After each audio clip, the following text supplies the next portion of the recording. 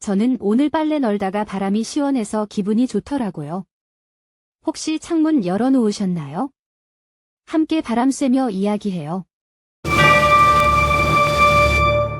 3년 전 세상을 떠났다고 생각했던 남편이 살아 있었습니다. 그것도 다른 여자, 다른 아이와 함께 말이죠. 어제까지만 해도 저는 남편을 잃고 홀로 두 아이를 키우는 불쌍한 과부였습니다. 남편 정우가 현장 사고로 즉사했다는 소식을 듣고 3년간 그를 그리워하며 살았거든요. 받은 보험금으로 아이들 교육비를 대고 매일 밤 남편 사진을 보며 눈물을 흘렸습니다. 그런데 오늘 모든 것이 거짓이었다는 걸 알게 되었습니다. 아이들과 추억을 되새기려고 찾아간 옛집 지하실에서 마주친 것은 웃고 있는 남편의 얼굴이었습니다. 낯선 여자의 손을 잡고 다른 아이를 딸이라고 부르면서 말이죠. 미영아, 어떻게 여기를? 3년 만에 들은 남편의 목소리였습니다. 죽었다고 생각했던 사람의 목소리였습니다. 더 충격적인 건 제가 남편의 죽음으로 받은 그 보험금으로 이들의 행복한 생활이 유지되고 있었다는 사실이었습니다. 냉장고 가득한 음식, 아이 장난감들, 가족 사진들. 모든 게 제 돈으로 만들어진 거짓 행복이었던 거죠. 20년 결혼 생활이 한순간에 무너져 내렸습니다. 하지만 이건 시작에 불과했습니다. 남편의 입에서 나온 변명들을 듣고 나니 모든 게 지난해 늦가을부터 계획된 일이었다는 걸 알게 되었거든요.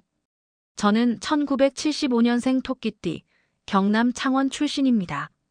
올해로 결혼 20년 차가 되었고 고등학교 2학년인 큰딸과 중학교 1학년인 둘째 아들을 키우고 있습니다.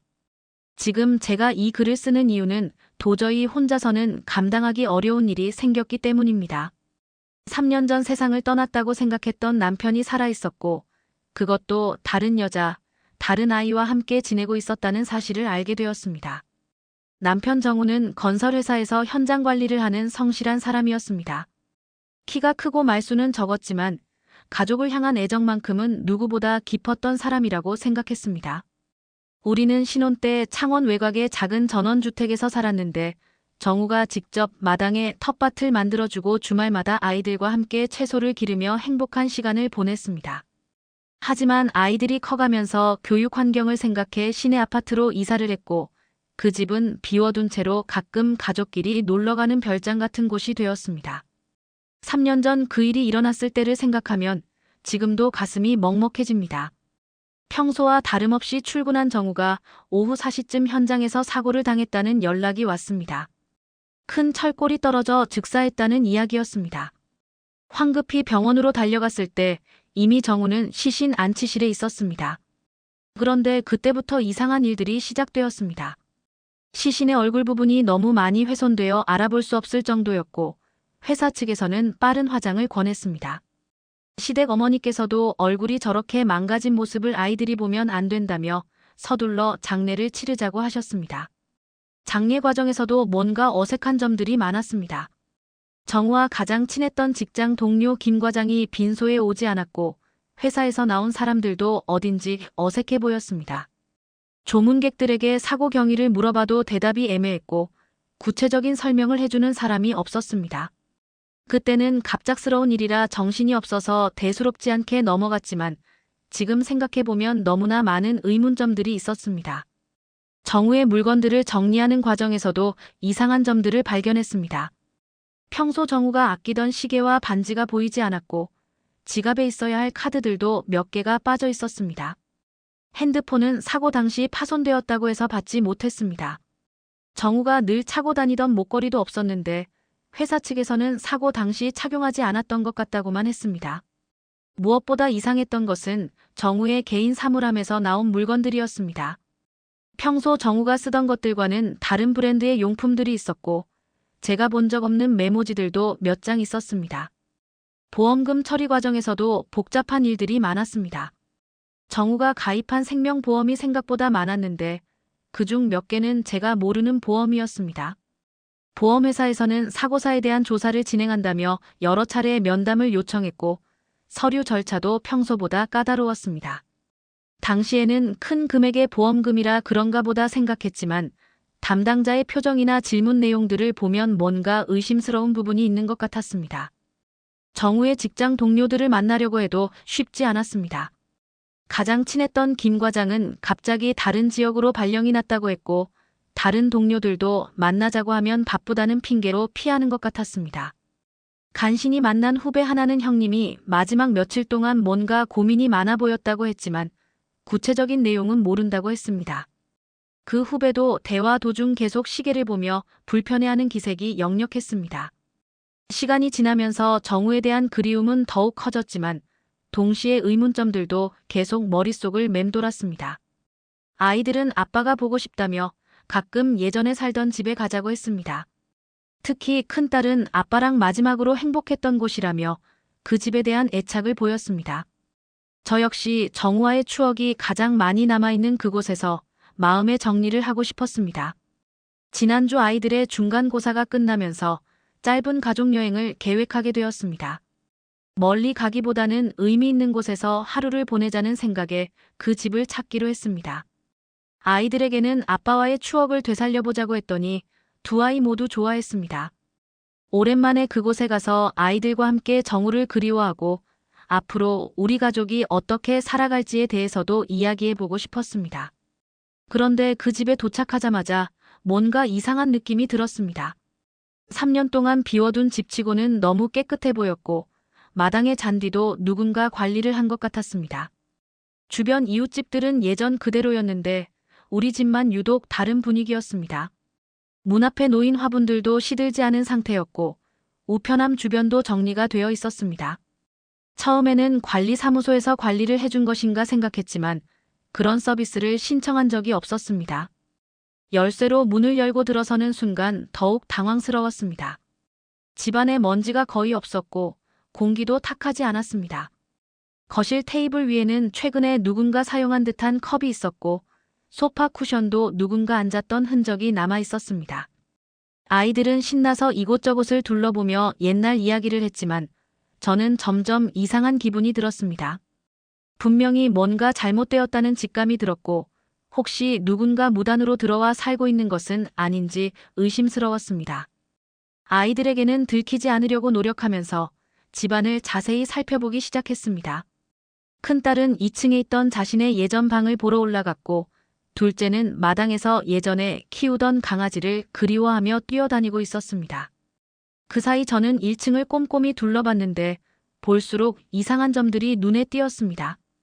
부엌 개수대에는 설거지를 한 지 얼마 안 된 그릇들이 물기도 마르지 않은 채 놓여 있었고 가스레인지 위에 주전자도 따뜻한 상태였습니다.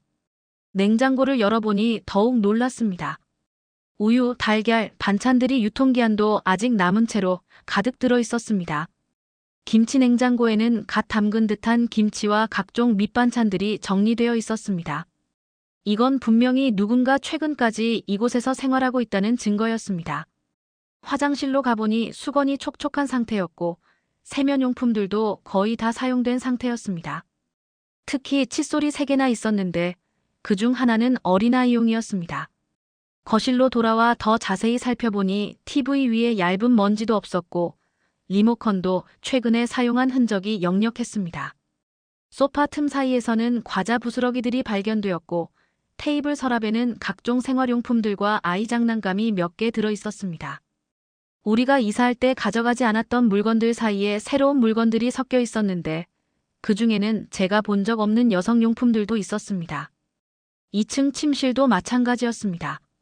침대 시트는 깨끗했지만 누군가 잠을 잔 흔적이 있었고 옷장에는 우리 옷 외에 다른 사람의 옷들이 걸려 있었습니다. 남성용 옷들 중에는 정우가 즐겨 입던 스타일과 비슷한 것들이 있었는데 크기도 정우와 비슷해 보였습니다. 여성용 옷들도 상당수 있었고 아이 옷도 몇 벌 걸려 있었습니다. 화장대에는 제가 사용하던 화장품들과 함께 다른 브랜드의 제품들이 섞여 놓여 있었습니다.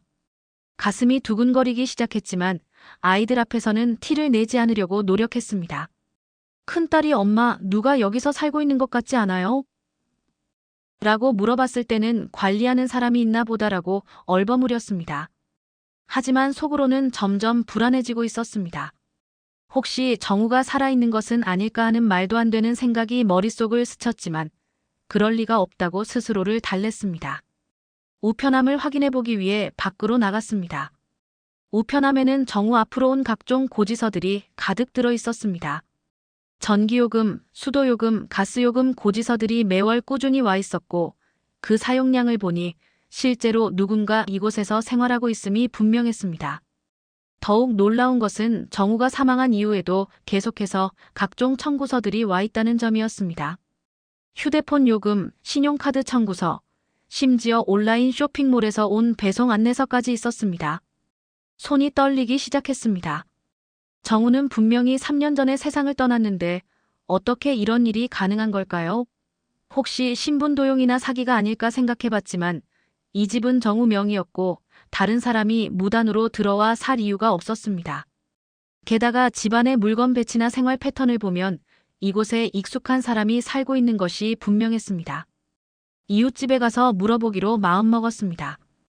예전에 인사를 나누던 옆집 아주머니가 계시는지 확인해보니 다행히 집에 계셨습니다.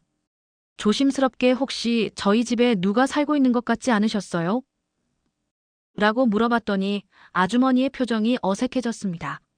한참을 머뭇거리시더니 가끔 불이 켜져 있는 것을 봤는데 관리하는 분이 계신 줄 알았어요 라고 하셨습니다. 더 자세히 물어보니 아주머니는 최근에도 남자 목소리와 여자 목소리, 그리고 아이 목소리를 들었다고 하셨습니다. 특히 남자분 목소리가 예전에 사셨던 분과 비슷한 것 같았는데 돌아가셨다고 들었는데 이상하다고 생각했다고 말씀하셨습니다. 그 말을 듣는 순간 온몸에 소름이 돋았습니다. 혹시 정말로 정우가 살아있는 것일까요? 하지만 그렇다면 왜 우리에게는 죽었다고 했을까요? 아주머니는 계속해서 며칠 전에도 아이가 마당에서 뛰어노는 소리를 들었다고 하시면서 혹시 새로운 세입자가 들어온 건가 했는데 주인분이 오셨네요 라고 말씀하셨습니다. 저는 저희도 잘 모르겠어서 확인하러 온 거예요 라고 얼버무리고 서둘러 집으로 돌아왔습니다. 아주머니의 말들이 계속 머릿속에서 맴돌았습니다. 남자 목소리가 정우와 비슷했다는 말, 여자와 아이가 함께 살고 있다는 말들이 저를 더욱 혼란스럽게 만들었습니다. 집으로 돌아와서도 마음이 진정되지 않았습니다. 아이들은 신나게 옛날 이야기를 하며 즐거워하고 있었지만 저는 온통 다른 생각뿐이었습니다. 혹시 정우가 정말 살아있다면? 그렇다면 왜 우리를 속였을까요? 다른 여자와 아이가 있다는 건 무슨 의미일까요? 아니면 정말로 다른 사람이 정우의 신분을 도용해서 살고 있는 걸까요? 어떤 경우든 이상한 일임에는 틀림없었습니다. 저녁 시간이 되어 아이들과 함께 근처 식당에서 식사를 하고 집으로 돌아왔습니다. 오늘 하루는 이곳에서 자고 내일 집으로 돌아갈 계획이었는데 이런 상황에서 과연 편안히 잘 수 있을지 의문이었습니다. 아이들을 재우고 나서 혼자 깨어 있으며 집안을 다시 한번 살펴보기로 했습니다. 뭔가 놓친 단서가 있을지도 모르고 혹시 밤에 누군가 오는지도 확인해 봐야 할 것 같았습니다. 밤이 깊어가면서 집안은 조용해졌지만 저는 한숨도 잘 수 없었습니다. 바람 소리, 나무가 흔들리는 소리까지 모든 것이 예민하게 들렸습니다. 그런데 새벽 2시쯤 지하실 쪽에서 희미한 소음이 들리는 것 같았습니다. 처음에는 집이 오래되어서 나는 소리인가 했지만 가만히 귀를 기울여 보니 사람이 움직이는 듯한 소리였습니다. 혹시 누군가 지하실에 있는 것은 아닐까요? 새벽 내내 지하실에서 들려오는 미세한 소음 때문에 잠을 이룰 수 없었습니다. 간혹 발걸음 소리 같은 것도 들렸고 뭔가 움직이는 듯한 기척이 계속 느껴졌습니다. 아이들은 깊게 잠들어 있었지만 저는 온 신경이 곤두서 있었습니다. 아침이 되자마자 아이들에게는 엄마가 잠깐 마트에 다녀올 테니 집에서 놀고 있어라라고 하고 실제로는 이웃집에 부탁해서 아이들을 맡겼습니다. 혹시 위험한 일이 생길지도 모르는데 아이들을 혼자 둘 수는 없었습니다. 이웃집 아주머니께 집 점검할 일이 있어서 아이들 좀 봐달라고 부탁드렸더니 흔쾌히 승낙해 주셨습니다. 아이들은 오랜만에 이웃 아주머니를 만나 반가워했고 저는 마음 놓고 진실을 확인할 수 있게 되었습니다. 집으로 돌아와 지하실 문을 찾기 시작했습니다. 예전에는 창고로만 사용했던 지하실이었는데 입구가 부엌 옆쪽에 있던 걸로 기억했습니다. 지하실 문을 찾는 데는 그리 오래 걸리지 않았습니다. 부엌 옆 작은 문이 지하실로 통하는 입구였는데 문고리를 돌려보니 잠겨있지 않았습니다. 평소에는 항상 잠가두던 곳인데 열려 있다는 것도 이상했습니다. 문을 천천히 열고 계단을 내려다보니 아래쪽에서 희미한 불빛이 새어나오고 있었습니다. 심장이 빨리 뛰기 시작했지만 진실을 알아야 한다는 마음으로 조심스럽게 계단을 내려갔습니다. 계단을 한 칸씩 내려갈 때마다 생활 냄새가 점점 진해졌습니다. 음식 냄새, 세제 냄새, 그리고 사람이 살고 있는 특유의 냄새들이 섞여 있었습니다. 예전에 우리가 창고로 사용할 때와는 완전히 다른 분위기였습니다. 지하실 바닥에 발을 디디는 순간 입이 벌어질 정도로 놀랐습니다. 그곳은 완전히 하나의 거주 공간으로 꾸며져 있었습니다. 지하실이 이렇게 넓었나 싶을 정도로 공간이 잘 활용되어 있었습니다. 거실 역할을 하는 공간에는 소파와 TV가 놓여 있었고 한쪽 벽면에는 책장과 아이 장난감들이 정리되어 있었습니다. 작은 식탁도 있었고 간이 주방 시설까지 갖춰져 있었습니다. 냉장고는 작은 미니 냉장고였지만 음료수와 간단한 음식들이 가득 들어 있었습니다. 전기밥솥, 전자레인지, 커피포트까지 생활에 필요한 가전제품들이 모두 구비되어 있었습니다. 더욱 놀라운 것은 침실 공간이었습니다. 안쪽으로 들어가 보니 더블 침대가 하나 있었고 그 옆에는 작은 싱글 침대가 놓여 있었습니다. 아이가 사용하는 침대인 것이 분명했습니다. 침대 정리 상태를 보니 어젯밤에도 누군가 잠을 잔 것 같았습니다. 이불에서는 사람 체온의 흔적이 아직 남아 있었고 베개에는 머리카락 몇 가닥이 떨어져 있었습니다. 옷장을 열어보니 더욱 충격적이었습니다. 남성복, 여성복, 그리고 7-8세 정도로 보이는 아이 옷들이 가득 걸려 있었습니다. 남성복들을 자세히 보니 정우가 평소 즐겨 입던 스타일과 브랜드들이었습니다.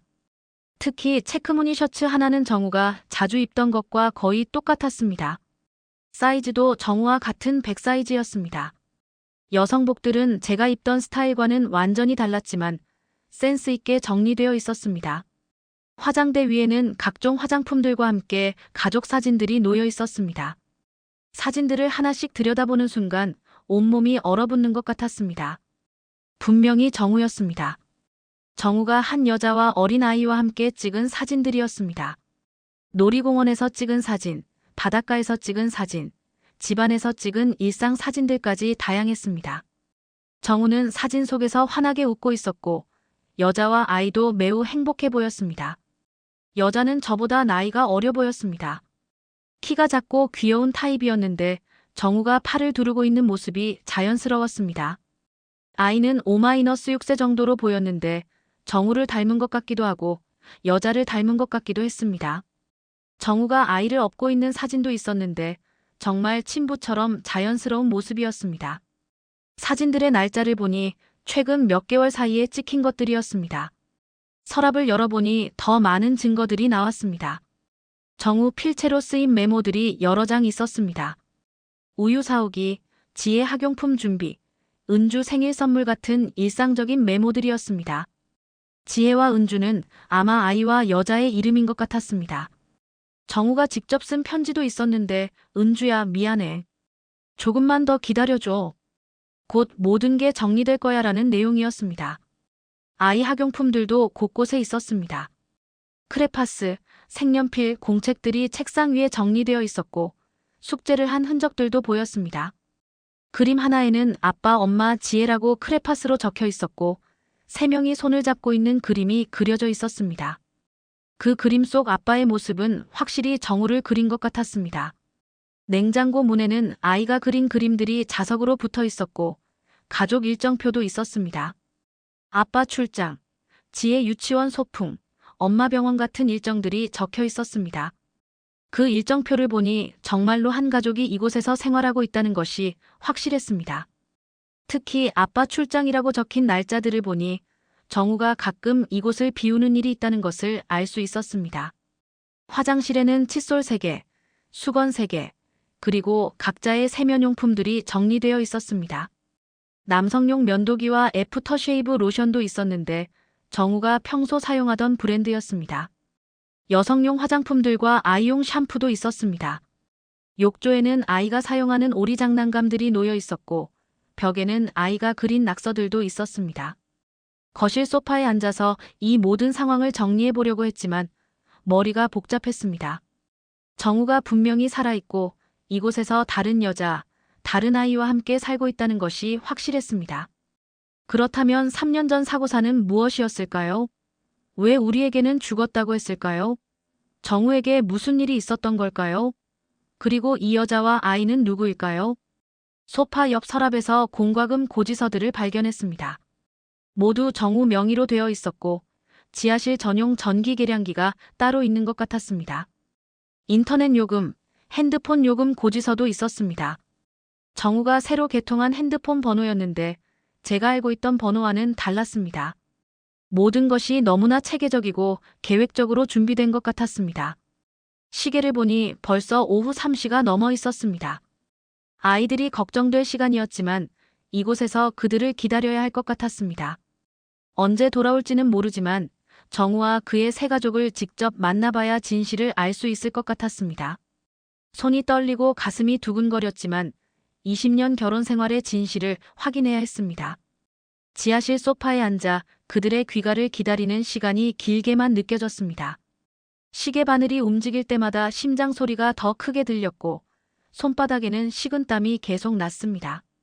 어떤 말을 해야 할지, 어떤 반응을 보일지 상상해봤지만 머릿속이 하얗게 비워지기만 했습니다. 20년을 함께 산 남편이 다른 여자, 다른 아이와 살고 있다는 현실을 어떻게 받아들여야 할지 알 수 없었습니다. 오후 6시가 넘어서자 위쪽에서 자동차 소리가 들렸습니다.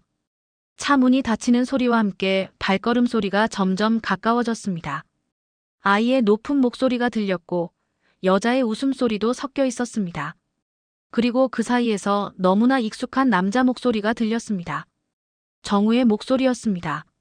3년 동안 그리워했던, 다시는 들을 수 없다고 생각했던 그 목소리였습니다. 지혜야, 조심해. 계단이 가파르니까 천천히 내려와. 정우의 목소리가 지하실로 울려 퍼졌습니다. 아이를 걱정하는 다정한 아빠의 목소리였습니다.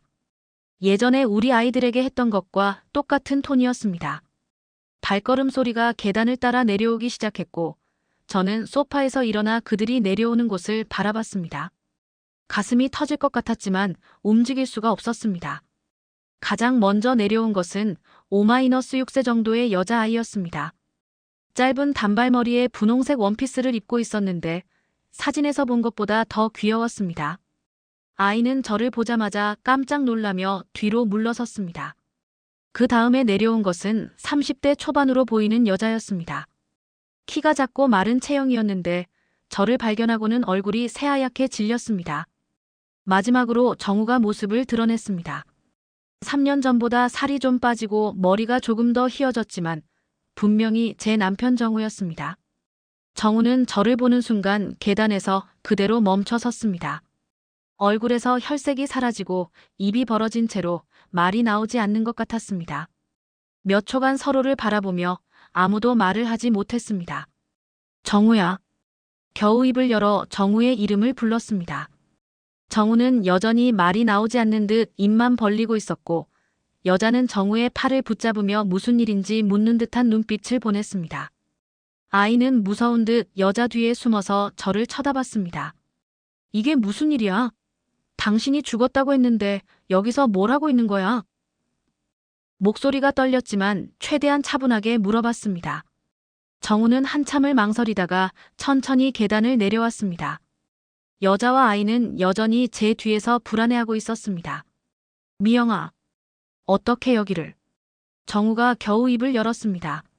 제 이름을 부르는 정우의 목소리는 예전과 똑같았지만 그 안에 담긴 감정은 완전히 달랐습니다. 당황, 미안함, 그리고 어떤 절망감 같은 것이 섞여 있었습니다. 어떻게 여기를 왔냐고. 내가 물어봐야 할 말 아니야.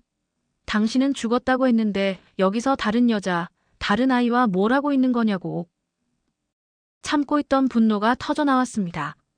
정우는 고개를 숙이고 대답하지 못했습니다. 여자가 조심스럽게 정우에게 다가가서 무슨 일인지 물어봤습니다. 오빠, 이분이 누구세요? 무슨 일이에요? 여자가 정우를 오빠라고 부르는 것을 듣고 더욱 화가 났습니다. 정우는 여자를 돌아보더니 힘없는 목소리로 말했습니다. 은주야. 이분은 내 아내야. 그 말을 듣는 순간 여자의 얼굴이 창백해졌습니다. 아이는 상황을 정확히 이해하지 못하는 것 같았지만 어른들의 심각한 분위기를 느끼고 울음을 터뜨렸습니다. 정우는 아이를 달래려고 다가갔지만 저는 그것을 막았습니다. 아내라고? 그럼 나는 뭐야? 20년을 함께 살면서 두 아이까지 낳은 나는 도대체 뭐란 말이야? 정우는 여전히 고개를 들지 못했습니다. 한참을 그렇게 서 있다가 겨우 입을 열었습니다. 미영아, 미안해. 정말 미안해. 설명할 수 없는 상황이었어. 설명할 수 없다고. 3년 동안 죽은 줄 알고 살았는데 설명할 수 없다고. 당신 보험금도 받았어. 아이들은 아빠가 죽었다고 생각하고 있어. 그런데 설명할 수 없다고. 목소리가 점점 커졌습니다. 정우는 손을 들어 저를 진정시키려 했지만 저는 더 이상 참을 수 없었습니다. 사업이 망했어. 빚이 너무 많았어. 내가 살아있으면 너희들까지 힘들어질 것 같았어. 정우가 떨리는 목소리로 말했습니다. 하지만 그것만으로는 이 모든 상황을 설명할 수 없었습니다. 그래서 가짜로 죽은 척한 거야? 그럼 이 여자는 뭐고 이 아이는 뭐야? 은주라고 불린 여자가 나서서 말했습니다. 저는 정말 몰랐어요. 오빠가 독신이라고 했어요. 가족이 없다고 했어요. 여자의 목소리도 떨리고 있었습니다. 눈물이 고여 있었고 아이를 꽉 껴안고 있었습니다. 독신이라고? 20년 결혼 생활이 없었던 일이 되는 거야? 정우를 향해 소리쳤습니다. 정우는 벽에 기대서서 머리를 감싸 쥐었습니다. 미영아, 정말 미안해. 처음에는 잠깐만 숨어 있을 생각이었어. 빚쟁이들 때문에 너희들이 위험해질까 봐. 그런데 시간이 지나면서 뭐, 새로운 가족이 생겨서 편해진 거야? 정우가 고개를 들어 저를 바라봤습니다. 눈에는 눈물이 고여 있었지만 저는 동정할 마음이 전혀 들지 않았습니다. 은주를 만난 건 우연이었어. 카페에서 일하는데 너무 힘들어 보여서 도와주게 되었어. 지혜는 은주의 아이야. 아버지가 없어서. 정우의 설명을 들으면서 상황이 조금씩 정리되기 시작했습니다. 정우가 사업 실패와 빚 때문에 가짜 죽음을 만들었고 그 과정에서 만난 여자와 살게 되었다는 것이었습니다. 하지만 그것이 제 분노를 누그러뜨리지는 못했습니다. 그래서 나와 아이들은 버리고 여기서 새로운 가족과 행복하게 산 거야? 은주가 울먹이며 말했습니다. 저는 정말 몰랐어요. 오빠한테 가족이 있는 줄 몰랐어요. 알았다면 이러지 않았을 거예요. 아이도 계속 울고 있었고 지하실 전체가 혼란스러운 분위기에 휩싸여 있었습니다. 정우는 어찌할 바를 모르는 듯 서 있었고 저는 20년 결혼 생활이 무너지는 것을 실감하고 있었습니다. 지하실에 침묵이 흘렀습니다. 아이의 흐느끼는 소리만이 답답한 공간을 채우고 있었습니다. 정우는 벽에 기댄 채 고개를 숙이고 있었고 은주는 아이를 달래며 눈물을 흘리고 있었습니다. 저는 이 모든 상황이 현실인지 꿈인지 구분할 수 없을 정도로 혼란스러웠습니다. 정우야, 처음부터 다시 설명해봐. 도대체 무슨 일이 있었던 거야? 최대한 차분한 목소리로 물어봤습니다. 감정적으로 대응해서는 진실을 알 수 없을 것 같았습니다. 정우는 한참을 망설이다가 소파에 주저앉으며 입을 열기 시작했습니다. 3년 전에 건설회사 일이 완전히 잘못되었어. 내가 맡은 현장에서 큰 사고가 났고 그 책임이 나에게 돌아왔어. 보상금만 해도 몇 억이었고 거기에 개인적으로 투자했던 사업도 모두 망했어. 빚이 너무 많아서 우리 집까지 넘어갈 상황이었어. 정우의 목소리는 떨리고 있었습니다. 그 시절의 절망감이 아직도 생생한 것 같았습니다. 그래서 나에게 말했어야지. 우리가 함께 해결할 수 있었잖아. 말할 수 없었어. 빚쟁이들이 집까지 찾아와서 협박을 했어. 아이들까지 위험하다고 했어. 특히 큰딸이 고등학교에 들어가는 시기였는데 이런 일로 상처받게 할 수 없었어. 정우의 해명을 들으면서도 분노는 가라앉지 않았습니다. 가족의 문제를 혼자 결정했다는 것 자체가 용서할 수 없었습니다. 그래서 죽은 척을 한 거야? 그게 해결책이라고 생각한 거야? 회사 동료 중에 그런 일을 도와주는 사람이 있었어. 산업재해로 처리하면 보험금도 나오고 빚도 정리할 수 있다고 했어. 일시적으로만 숨어 있을 생각이었어. 은주가 조심스럽게 끼어들었습니다. 저는 정말 아무것도 몰랐어요. 오빠가 사업 때문에 힘들어한다는 것만 알았어요. 가족이 있다는 말은 한 번도 하지 않았어요. 저는 은주를 돌아봤습니다. 나이가 30 초반 정도로 보였는데 정말 모르고 있었다는 표정이었습니다. 하지만 그것이 상황을 나아지게 하지는 못했습니다. 그럼 언제부터 만난 거야? 이 아이는 또 뭐고? 은주가 아이를 더 꽉 껴안으며 대답했습니다. 지혜는 제 딸이에요. 지혜 아빠는 지혜가 2살 때 교통사고로 돌아가셨어요. 그 후로 혼자 키우고 있었는데 언제부터 정우와 만났냐고. 2년 전이에요. 제가 일하던 카페에 오빠가 자주 오셨어요. 처음에는 그냥 손님이었는데 지혜를 데리고 카페에 갔을 때 오빠가 지혜를 예뻐해 주셔서 정우가 말을 이었습니다. 은주가 정말 힘들어 보였어. 혼자 아이 키우면서 일하느라 고생하고 있었어. 처음에는 그냥 도와주고 싶었어. 도와주다가 사랑하게 된 거야? 정우는 대답하지 못했습니다. 그 침묵 자체가 답이었습니다. 20년 결혼 생활 동안 쌓아온 모든 것들이 무너지는 느낌이었습니다. 우리 아이들은 어떻게 생각하고 있는 줄 알아? 아빠가 죽었다고 생각하고 3년을 살았어. 큰딸은 아빠 없이 대학 가야 한다고 자꾸 미안해하고 둘째는 아직도 아빠 꿈을 꾼다고 해. 정우의 눈에서 눈물이 흘러내렸습니다. 미안해. 정말 미안해. 아이들 생각하면 잠이 안 와. 하지만 이제 와서 어떻게 해야 할지 모르겠어. 이제 와서? 당신이 선택한 거잖아. 우리 가족 버리고 새로운 가족 선택한 거잖아. 은주가 울면서 말했습니다. 오빠, 이게 무슨 일이에요? 정말 가족이 있었던 거예요? 그럼 저희는 뭐가 되는 거예요? 정우는 은주와 저 사이에서 어찌할 바를 모르는 듯 했습니다. 아이는 계속 울고 있었고 상황은 점점 복잡해지고 있었습니다. 보험금은 어떻게 한 거야? 일부는 빚 정리했었고 나머지는 너희 계좌에 넣어뒀어. 일부만. 나머지는? 정우가 고개를 더 숙였습니다. 생활비로. 은주와 지혜 생활비로. 분노가 다시 치밀어 올랐습니다. 자신의 죽음으로 받은 보험금으로 다른 여자와 아이를 키우고 있었다는 것이었습니다. 정말 어이가 없네. 내 남편이 죽어서 받은 보험금으로 다른 여자를 키우고 있었다니. 은주가 정우에게 따져 물었습니다. 오빠, 정말이에요? 그럼 지금까지 저희한테 해준 것들이 다 그 돈이었던 거예요? 정우는 아무 말도 할 수 없었습니다. 은주의 얼굴에도 배신감이 스쳐 지나갔습니다. 오빠를 믿었는데, 정말 독신인 줄 알았는데, 아이가 더 큰 소리로 울기 시작했습니다. 지혜라고 불리는 그 아이에게는 정우가 아빠 같은 존재였을 것입니다. 하지만 갑자기 나타난 저 때문에 모든 것이 혼란스러워진 것 같았습니다. 지혜 생각은 안 해봤어. 이 아이한테 정우는 아빠 같은 존재였을 텐데. 은주가 눈물을 닦으며 말했습니다. 지혜가 오빠를 정말 좋아해요. 진짜 아빠라고 생각하고 있어요. 어떻게 설명해야 할지. 정우가 아이에게 다가가려고 했지만 아이는 울면서 은주 뒤로 숨었습니다. 아이도 분위기를 느끼고 있는 것 같았습니다. 법적으로는 어떻게 되는 줄 알아? 가짜 사망신고, 보험 사기 다 해당되는 거야.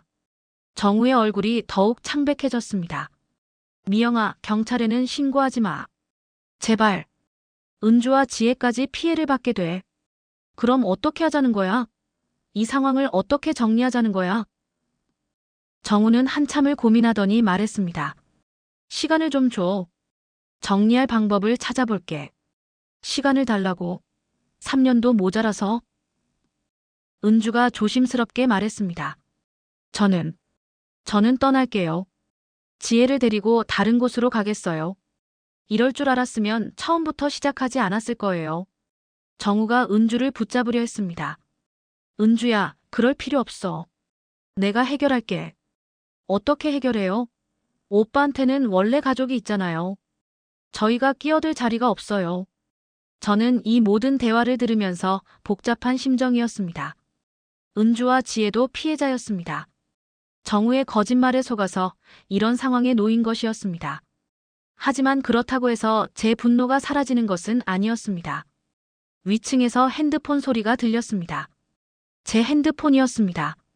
아마 아이들이나 이웃집에서 걸어온 것 같았습니다. 현실로 돌아와야 할 시간이었습니다. 위층으로 올라가 핸드폰을 확인해 보니 이웃집 아주머니에게서 온 전화였습니다. 아이들이 언제 돌아오는지 궁금해하고 있다는 내용이었습니다.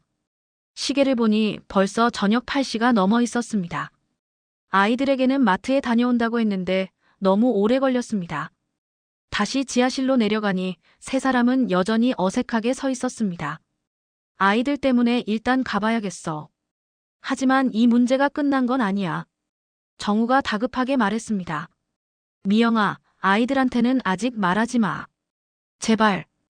언제까지 숨길 수 있을 것 같아? 이미 3년이나 속였는데. 은주가 눈물을 닦으며 끼어들었습니다. 저는 정말 어떻게 해야 할지 모르겠어요. 지혜한테 뭐라고 설명해야 할지. 아이는 여전히 훌쩍거리며 은주 뒤에 붙어 있었습니다. 이 모든 상황에서 가장 무고한 피해자는 아이들이었습니다. 우리 아이들도 지혜도 마찬가지였습니다. 이웃집으로 가서 아이들을 데려왔습니다. 큰딸이 엄마 왜 이렇게 늦었어요? 라고 물어봤을 때 마트에서 옛날 아는 분을 만나서 이야기하다 보니 늦었다고 둘러댔습니다. 아이들은 저녁을 먹지 못해 배고파했지만 저는 도저히 음식을 넘길 수 없는 상태였습니다. 근처 편의점에서 간단한 도시락을 사와 아이들을 먹였습니다. 밤이 되어 아이들을 재우고 나서 다시 지하실로 내려갔습니다. 정우와 은주, 지혜는 저녁을 먹지 못한 채 앉아 있었습니다. 분위기는 낮보다 더욱 무겁고 답답했습니다. 계속 이야기해보자. 앞으로 어떻게 할 건지. 정우가 먼저 입을 열었습니다. 미영아, 정말 미안해. 처음에는 이렇게 될 줄 몰랐어. 잠깐만 숨어 있을 생각이었는데. 잠깐이 3년이 되었고 그 사이에 새로운 가족까지 만들었잖아. 은주가 조심스럽게 말했습니다.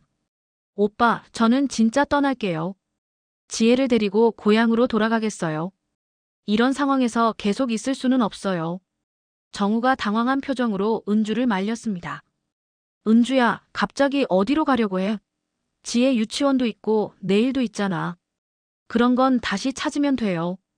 지금 상황이 더 중요해요. 지혜가 이런 걸 겪어야 할 이유가 없어요. 지혜는 어른들의 대화를 이해하지 못하면서도 분위기가 이상하다는 것은 느끼고 있는 것 같았습니다. 계속 엄마인 은주 곁에 바짝 붙어 있었고 정우를 보는 눈빛도 예전과 달랐습니다.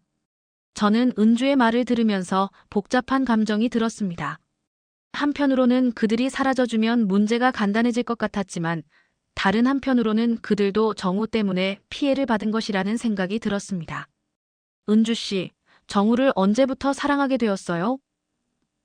갑작스러운 질문에 은주가 당황했습니다. 저는 사랑이라고 생각했는데 지금은 모르겠어요. 모든 게 거짓말이었다니. 정우가 은주를 보며 말했습니다. 은주야, 내가 너를 사랑하는 마음은 진짜야. 그건 거짓말이 아니었어. 그럼 저는 뭐야? 제가 정우에게 소리쳤습니다.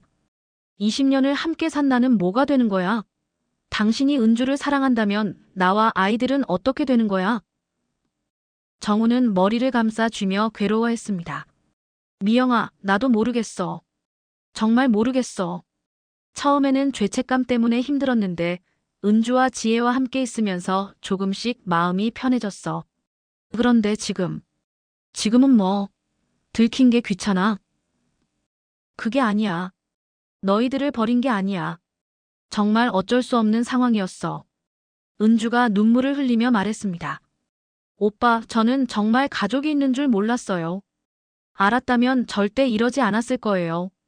지혜한테도 미안하고.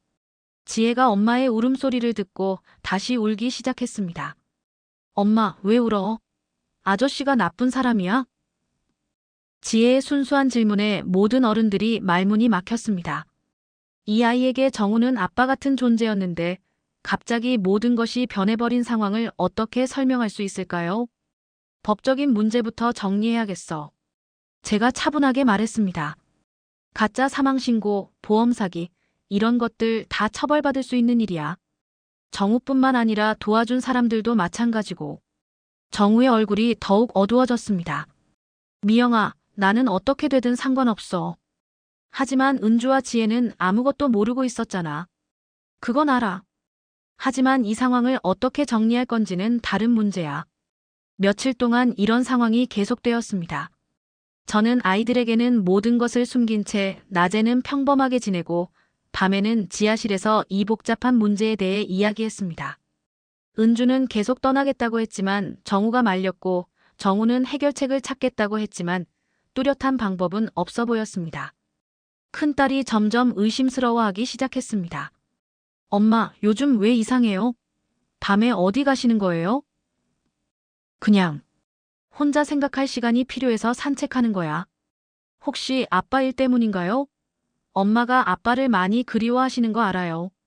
딸의 말을 듣고 가슴이 아팠습니다. 아이들은 아직도 아빠를 그리워하고 있는데 그 아빠가 다른 곳에서 다른 가족과 살고 있다는 사실을 어떻게 말할 수 있을까요? 친정 어머니께 조심스럽게 상황을 말씀드렸습니다. 어머니, 만약에 정우가 살아있다면 어떻게 해야 할까요? 무슨 소리야? 정우는 3년 전에 돌아갔잖니. 그냥 가정에서요. 만약에 살아있는데 다른 여자와 살고 있다면. 어머니는 한참을 생각하시더니 말씀하셨습니다. 그런 일이 정말 있다면 내가 결정해야지. 용서할 수도 있고 완전히 끝낼 수도 있고. 하지만 아이들 생각은 꼭 해야 한다. 변호사 상담도 받아봤습니다. 가명으로 전화 상담을 신청해서 상황을 설명했더니 변호사는 심각한 형사사건이라고 했습니다. 보험 사기죄, 공문서 위조죄 등 여러 죄목이 적용될 수 있다고 했습니다. 지금 저는 정말 어떻게 해야 할지 모르겠습니다. 경찰에 신고하면 정우는 처벌받을 것이고 은주와 지혜도 피해를 받을 것입니다. 하지만 이대로 덮고 넘어갈 수도 없습니다. 우리 아이들에게는 언젠가 진실을 말해야 하고 정우와의 관계도 정리해야 합니다. 은주는 여전히 떠나겠다고 하지만 정우가 붙잡고 있고 지혜는 상황을 이해하지 못한 채 혼란스러워하고 있습니다. 정우는 두 가족 사이에서 어떤 결정도 내리지 못하고 있습니다. 가장 힘든 것은 아이들입니다. 우리 아이들은 아직도 아빠가 죽었다고 생각하고 있고 지혜는 갑자기 나타난 저 때문에 혼란스러워하고 있습니다.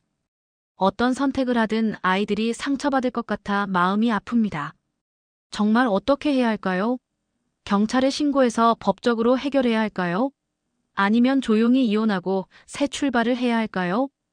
은주와 지혜를 위해서는 어떤 것이 좋을까요? 그리고 무엇보다 우리 아이들에게는 어떻게 설명해야 할까요? 여러분이라면 이런 상황에서 어떤 선택을 하시겠어요?